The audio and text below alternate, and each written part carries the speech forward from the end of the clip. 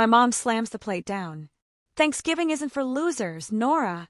The crash rings through the kitchen like thunder. I freeze. My throat burns. The smell of roasted turkey, warm, buttery, familiar, suddenly turns bitter. I can't move.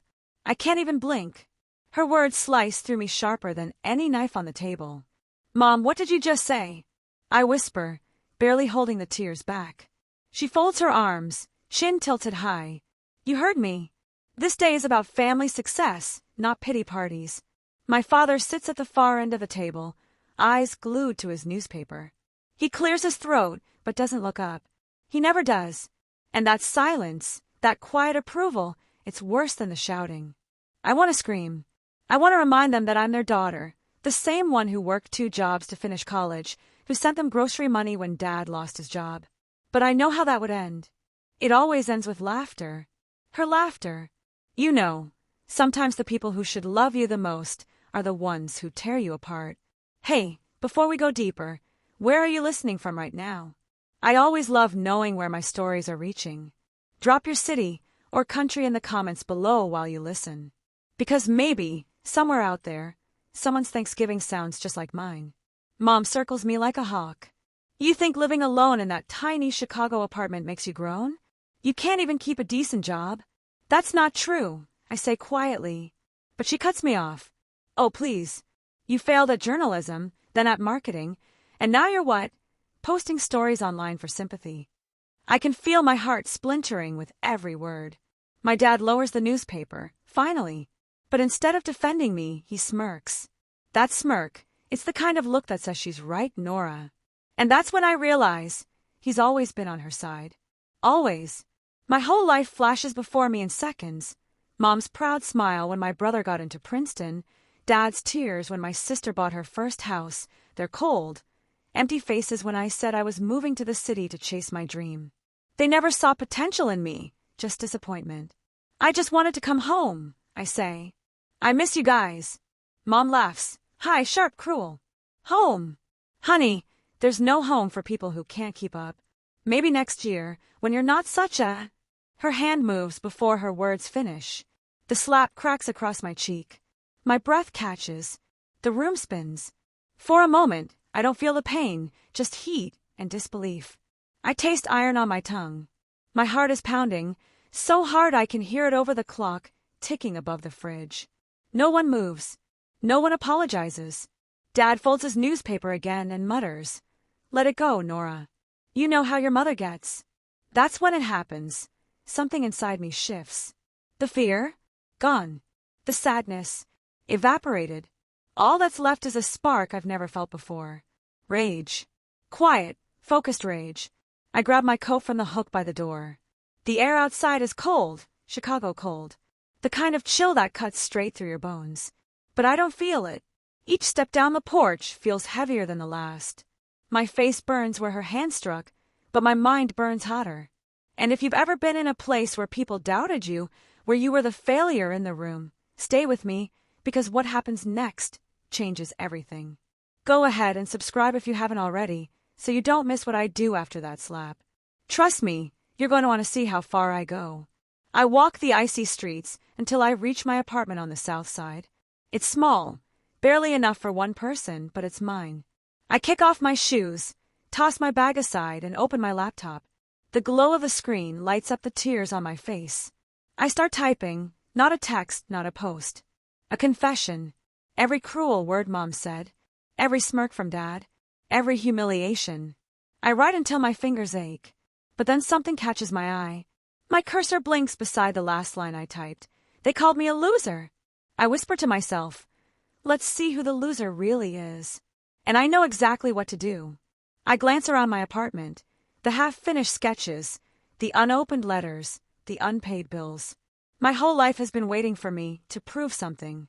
And now I finally will. My phone buzzes. Unknown number. I hesitate, then answer. A woman's voice, steady, familiar. Nora, it's Rachel. My old college friend. The one person who believed in me when no one else did. There's something you need to see, she says. What is it? I'll send it now. Check your email. Seconds later, a new message appears. A photo. My parents, smiling at a huge Thanksgiving dinner last year. Surrounded by neighbors, old friends, everyone but me. And in the center of it all, Jessica Hale. I stare at the screen, stunned. Jessica, my old rival, the girl Mom used to wish I'd become. Rachel's voice trembles. Nora, they didn't just leave you out. They planned it. They said. But before she can finish, my Wi-Fi cuts out. The screen goes black. The room is suddenly silent. And that's when I hear it. 3 slow knocks at my door. Not a neighbor. Not a delivery. Slow. Heavy. Deliberate. I freeze. My heartbeat fills my ears. I whisper to myself, it can't be her. The knocks come again, louder this time. I take a breath, step forward, and wrap my hand around the doorknob. I grip the doorknob tighter. 3 more knocks. Each one slower, heavier, deliberate. Who's there? My voice cracks. Silence. I press my ear to the door. Nothing. Not even footsteps. The hallway outside my apartment is usually alive. Music, laughter, distant arguments. But tonight it's dead quiet. I unlock it anyway. The cold air rushes in. My heart skips. No one's there. Just a brown envelope on the floor. No name. No return address. I pick it up, my hands trembling. The paper feels heavy, damp around the edges, like someone held it too long before leaving it. Inside are printed photos, grainy but clear enough. My parents, Jessica, and a man I've never seen before. They're sitting at a restaurant. My mom's smiling wide, too wide. The kind of smile she fakes when she's trying to impress someone important. But what really catches my eye is the background. That restaurant, the Velvet Fork, downtown Chicago. It's expensive. The kind of place where even the waiter wears designer shoes. And at the bottom of the stack, one photo makes my breath catch. It's me. Taken from across the street, through my apartment window. Someone's been watching me. My chest tightens. I scan the hallway again. Still empty. The air feels wrong, like I'm being watched even now. I slam the door shut, lock it twice, and back away. The phone buzzes again. Rachel. I answer on the first ring. Rachel. Someone was at my door. I know, she interrupts. Her voice shakes. Don't freak out, Nora. But that man in the photos? The one with your parents? Yeah. He's not who he says he is. His name's Alan Pierce. He's a private investor, owns half the real estate on the south side. And Rachel hesitates. He's your mother's business partner. I frown. My mom doesn't have a business. Rachel sighs. That's what she wants everyone to think. The room spins. I sit down, gripping the edge of my couch, trying to process. You're telling me my mom, is working with some investor? Yes. And not just that. Rachel lowers her voice. I think they're using your name. My pulse spikes. What? I found documents, Nora. A business registration under your name, opened 2 years ago. Your mother listed herself as your guardian, even though you were already an adult. I can't breathe. 2 years ago. I was living paycheck to paycheck, struggling to buy groceries while she was using my name for something. My vision blurs. My heart pounds so hard I can hear it in my ears. She's laundering money through your identity, Rachel says quietly. And that's not all. Jessica's involved too. She's helping your mom move the funds. For a moment, I can't speak. I've been humiliated, insulted, slapped, and all along, she's been using me for money laundering. The world tilts. The carpet feels unsteady under my feet. I close my eyes. If this is true, I can't just confront her. She'll twist it like she always does, make me sound crazy, emotional, dramatic. No. I need proof. Cold, hard proof. And for that, I'll have to go back home.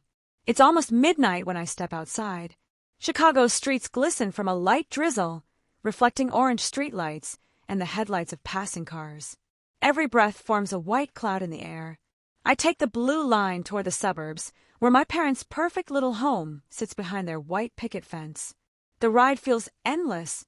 Every bump in the track echoes in my chest.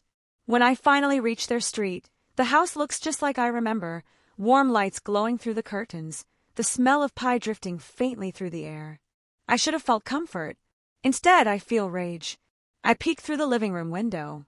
Mom's there, laughing, drink in hand. Dad's on the couch, pretending to listen. And next to them, Jessica. My blood runs cold. I press closer to the window. They're talking about me.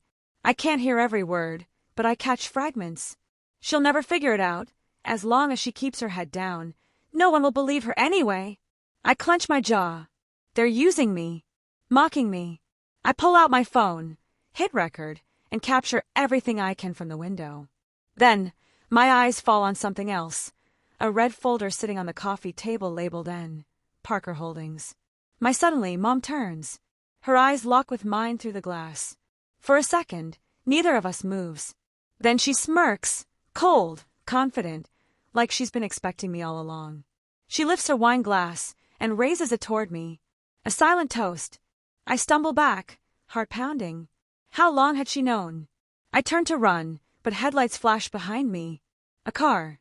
Before I can react, someone steps out. A tall man in a dark coat. The same man from the photos. Alan Pierce. "Miss Parker," he says calmly, his voice deep practiced. "Your mother's expecting you." My mouth goes dry. "Expecting me?" He nods once. "You've been asking too many questions." I take a step back. "What are you talking about?" Alan's smile doesn't reach his eyes. "You really should have stayed in your little apartment, Nora. Family business can be complicated." My breath catches. "What did you do to Rachel?" He doesn't answer. Instead, he looks past me, toward the house. Mom's standing in the doorway now, her hand on the frame, her smile soft and sweet, like she hasn't just torn my life apart. "Come inside, honey," she says gently. "Let's talk." I freeze. Every instinct screams to run. But I can't, not yet. Not without the truth. I lift my chin. "Fine. Let's talk." The moment I step through the door, the air changes. It's thick, perfumed with my mother's favorite vanilla scent, the one she used to wear when pretending everything was fine. She's standing at the center of the living room, arms folded, glass of wine in one hand, that same polished smile stretched across her face. Dad sits on the couch, silent, avoiding my eyes. Jessica perches beside him, scrolling through her phone like this isn't about to become a war zone. Mom tilts her head. "You didn't have to sneak around like a criminal, Nora. You could have just called." I laugh under my breath. "Right. Because you'd actually answer." Her smile flickers. "You're always so dramatic." "Am I?" I pull the brown envelope from my coat pocket and drop it on the table. "Because this looks pretty real to me." Alan steps inside behind me, shutting the door softly, almost respectfully. He doesn't say a word, just stands near the corner like a shadow guarding its master. Mom glances at the photos spilling across the table. Her, Jessica, and Alan. Her expression doesn't change. "Where did you get those?" she asks. "Doesn't matter. What matters is why my name is on documents I never signed. Why there's a business called N. Parker Holdings. Why my life, my identity, is being used for something I didn't do." Jessica sighed, finally looking up. "You always have to make everything about you." "Excuse me." She sets her phone down. "You act like Mom owes you an explanation." "She doesn't. You walked out, remember? You didn't want to be part of this family until you needed something." I stare at her, my little sister, who used to sneak into my room crying when Mom yelled too loud. "So this is what loyalty means now. Selling me out." Jessica rolls her eyes. "It's called business, Nora. Something you wouldn't understand." Mom raises a hand, silencing her. "Enough. Let's not turn this into a scene." I take a step forward. "You already turned it into one." Mom exhales, like she's tired of pretending. "Fine. You want honesty. You were never supposed to find out. Alan and I started the company years ago to protect this family. Your father's debts were substantial." I glance at Dad. He still won't meet my eyes. "Debts?" Mom nods. "Gambling. Bad investments. We could have lost everything. So yes, I used your name because mine was already burned. But I made sure you were protected. The money in those accounts. It could have been yours." My voice shakes with anger. "You use my identity without my knowledge and call that protection?" Her expression softens, fake sympathy dripping from her tone. "You think the world's fair, Nora? That you could survive without help? Everything I did to make sure you had a name that mattered." "You forged it," I snap. "You made me a criminal without even asking." Alan steps forward, voice low and calm. You really should be more grateful, Miss Parker. Your mother risked everything for you. I turn on him. Oh, so you're the savior now? The investor with a secret. He smiles faintly. I'm the man who keeps families like yours from falling apart, or exposes them when they forget their place. Something in his tone chills me. What's that supposed to mean? Mom glares at him. Alan! He glances at her, amused. Oh, come now, Evelyn. You didn't think I'd stay quiet forever, did you? Her glass trembles in her hand. Don't you dare. Your daughter has a right to know, he says, eyes locked on me. Your mother didn't just use your name. She used your inheritance. My breath catches. What inheritance? Mom closes her eyes. Alan, stop. He ignores her. The money your grandmother left you. $500,000. It was supposed to be yours on your 21st birthday. The room spins. That's impossible. Grandma told me she didn't leave anything. Mom whispers. Because I made her say that. I can't move. Can't breathe. All these years, working double shifts, crying over bills, thinking I wasn't enough, and she had my money. I laugh, but it comes out broken. You watched me struggle. Starve. You lied to me every time I begged for help. Mom takes a step toward me. I had to, Nora. You weren't ready. You would have wasted it. I shake my head, tears blurring my vision. You already did? Jessica's face twists with guilt, but she doesn't speak. Alan watches like it's theater, hands in his pockets. Then Mom's tone shifts, darker, sharper.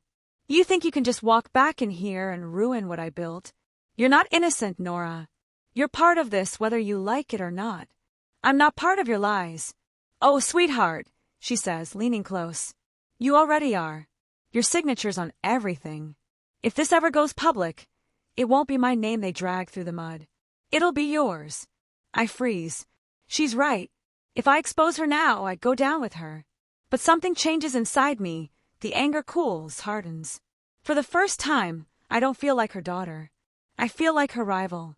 I wipe my tears and look her dead in the eye. Then I guess we'll see which Parker survives the storm. Mom's smirk falters. I turn, walking toward the door. Alan steps aside, eyes glinting with interest. You're making a mistake, Miss Parker. I stop. No. I'm making a promise. And I walk out into the rain, the cold, sharp kind that washes away everything fake. As I head back toward the train station, one thought burns in my chest. They took my name, my money, my peace. The rain didn't stop that night. It followed me home like an uninvited ghost, tapping against my window as if it had something left to say. I sat in silence for hours, soaked clothes, trembling hands, eyes fixed on the city lights outside my window. Chicago looked alive. I didn't. Everything I'd built, my job, my dignity, my peace, suddenly felt like a fragile illusion. Mom had stolen my inheritance, used my name, and turned me into her shield. But I wasn't that scared little girl anymore. Not after tonight. That's when I realized I didn't need to destroy her right away. I just needed to let her think she'd already won. And while she celebrated her illusion of control, I'd be building my own. The next morning, I called in sick at work and opened my laptop. Every photo, every document, every signature I'd found in that envelope, I scanned, encrypted, and backed up. Then I started digging deeper. 3 hours in, I found it. And Parker Holdings, the company she built under my name. A shell corporation with multiple hidden accounts, offshore payments, and a pattern of tax evasion so deep it could drown her. But that wasn't the surprise. The surprise was a list of investors. One name stood out. Alan Reed, the man who stood silently beside her last night, wasn't just her partner. He was the real puppet master. He'd been funding her for years and taking a larger cut than she realized. That's when it hit me. I didn't need to go to the police. I didn't need to scream for justice. I just needed to make them turn on each other. So I started with Alan. I found his company email. A single message, carefully crafted, with an attached document showing that Evelyn Parker had been transferring funds behind his back. I sent it from a burner account. No name, no trace, just one line in the message body. She's cashing you out, Alan. Ask her about the Cayman account. Hours later, my phone buzzed. A text from an unknown number. You don't know what you've started. But you will. Alan. I smiled. That meant it worked. Then I waited. Few nights later, I got a call from Jessica. Her voice was shaking. Nora, Mom's in trouble. Alan's threatening to expose everything. He says she owes him millions. I feigned confusion. Why are you telling me this? Because you're the only one she's afraid of right now, Jessica whispered. Please, just talk to her. She's falling apart. A part of me almost felt sorry for her. Almost. But this was just the beginning. When I finally saw her again, it wasn't in our family home. It was in a downtown hotel suite, luxury draped over desperation. The woman who once called me a loser now looked like a ghost wrapped in silk. She didn't even turn around when I entered. Just said, "You did this." I took a seat across from her. "You did it to yourself." She poured a drink, hands shaking. "Alan's gone rogue. He's threatening to take me down. My accounts are frozen, the company's under review, everything's collapsing." "Sounds like karma," I murmured. She turned sharply, eyes wet with rage. "You think this is funny? If I go down, so do you. Your name is still on every contract, Nora." I leaned forward. "Not anymore." She frowned. "What do you mean?" "I filed an identity fraud claim 2 weeks ago," I said calmly. "Under federal law, anything tied to my name without consent gets audited and frozen until investigation. Every transaction, every property, every fake signature." Her glass slipped from her hand, shattering on the floor. "No, you didn't." "Oh, I did." She stumbles back, gripping the edge of the table. "You're ruining us." "No, Mom," I say softly. "You ruined me first. I'm just returning the favor." For the first time in my life, she doesn't have an answer. The silence between us is suffocating. It's the silence of truth. I pick up my coat and head for the door. As I reach the hallway, she says something that freezes me in place. "Nora!" I stop, but don't turn around. Her voice breaks. "He's not after me anymore. He's after you." "What?" She swallows hard. "Alan. He found out you sent that message. He knows it was you." I slowly turn to face her. Her eyes, filled with fear, not anger. For once, I can't tell if she's lying. Then, from outside the hotel room window, I spotted a black SUV idling in the parking lot. Engine running. Headlights off. I stood frozen by the window, staring at the black SUV idling in the parking lot. Its headlights flickered once, then went dark again. Mom's voice trembled behind me. "He knows, Nora. He said he'd make you pay for betraying him." I didn't move. My mind raced through every email, every trail I'd left. I thought I'd covered my tracks. I was wrong. I turned toward her, my heart pounding. "What did you tell him?" She shook her head, tears spilling. "I didn't. He found out through Jessica." "Jessica?" "My own sister." Of course. Alan had money, charm, and access. Jessica always wanted to feel important. She was the easiest piece to move. I took a step closer. "Where is he now?" Mom looked up, eyes hollow. "He said he was coming here." The sound of tires crunching on wet pavement snapped us both toward the window. The SUV door opened. Alan stepped out. Black coat, umbrella, calm, like a man arriving at a dinner, not a storm. He looked up, straight at our window, and smiled. My blood turned cold. Minutes later, there was a knock at the door. Slow, measured, confident. Mom whispered, "Nora, please, don't open it." But I did.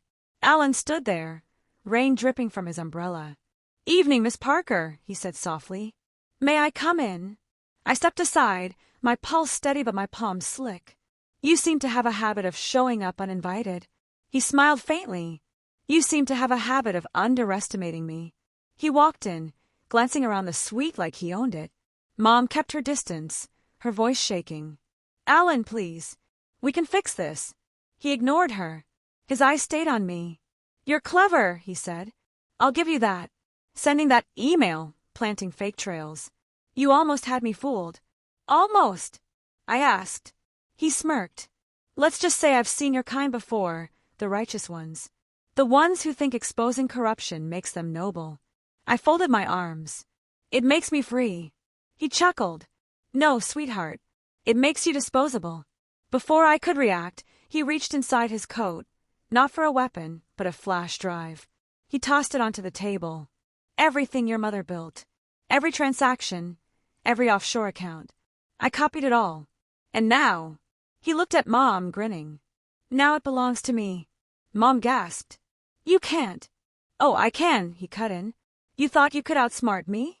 You and your little daughter act like you're the victims here.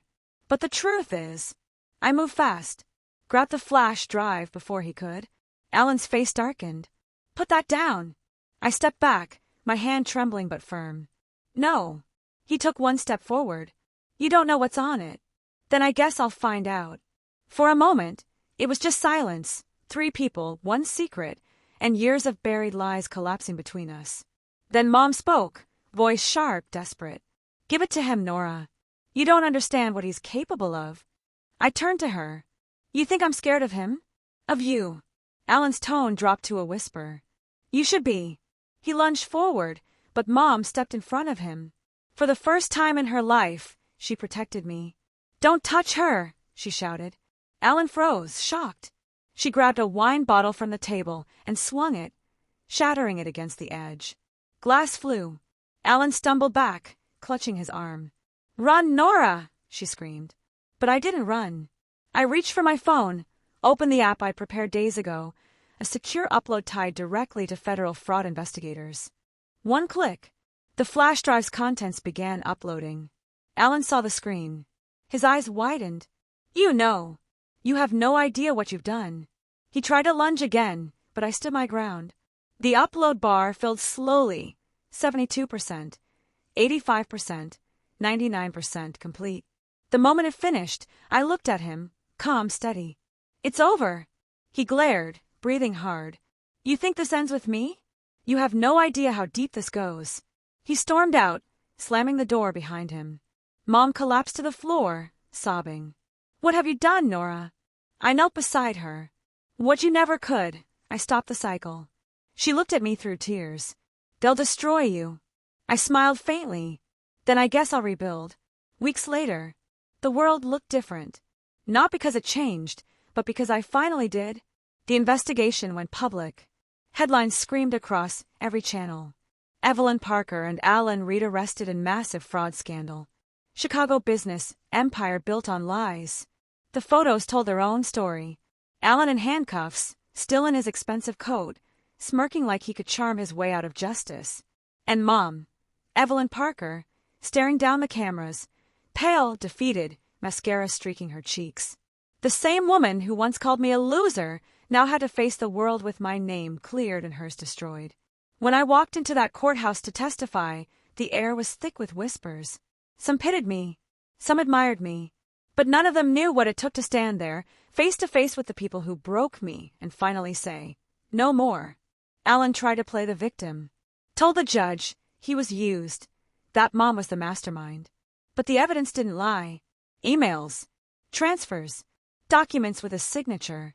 When the verdict came, the courtroom fell silent. Alan Reed, sentenced to 15 years for fraud, identity theft, and conspiracy. Mom's verdict followed. She tried to look at me, but I couldn't meet her eyes. Evelyn Parker, 10 years in federal prison. No plea deals. No more fake smiles. Just the sound of the gavel and the weight of justice. Afterward, I walked outside. Reporters shouted questions. How does it feel to see your family behind bars? Do you forgive your mother? I didn't answer. Because truthfully, I didn't know how to feel. A week later, Dad showed up at my apartment. I almost didn't open the door. He looked older, thinner, the years of silence written all over his face. When he spoke, his voice cracked. Nora, I didn't know. I didn't say anything. Just stood there, waiting for the lie I expected. I swear, I didn't know how far she'd gone, he said. When the debt started piling up, Evelyn said she had a plan. I didn't ask questions. I should have. I studied him, the man who'd hidden behind his newspaper while my mother humiliated me. For so long, I hated his silence more than her cruelty. Why now? I asked quietly. He looked at the floor. Because I lost everything and realized you were the only one who never asked me for anything. For a moment, I almost softened. Then I remembered that little girl who stood in that kitchen, shaking, while he said nothing. "I'm not angry anymore," I said. "I just don't need you to make excuses for her." He nodded slowly. "Then maybe I can make peace by helping you start over." He pulled out an envelope, bank papers, the last of what he'd managed to keep. "It's not much, but it's yours." I didn't take it. I just smiled faintly. "I already started over, Dad. You don't have to buy my forgiveness." For the first time, I saw relief in his eyes, maybe even pride. He left without another word. A month later, I finally did what I'd promised myself for years. I bought a small, cozy home in Lincoln Park, nothing flashy. Just peace, warm wooden floors, sunlight through the windows, the smell of coffee and freedom. Sometimes, I still wake up expecting the phone to ring, expecting her voice to pull me back into that chaos.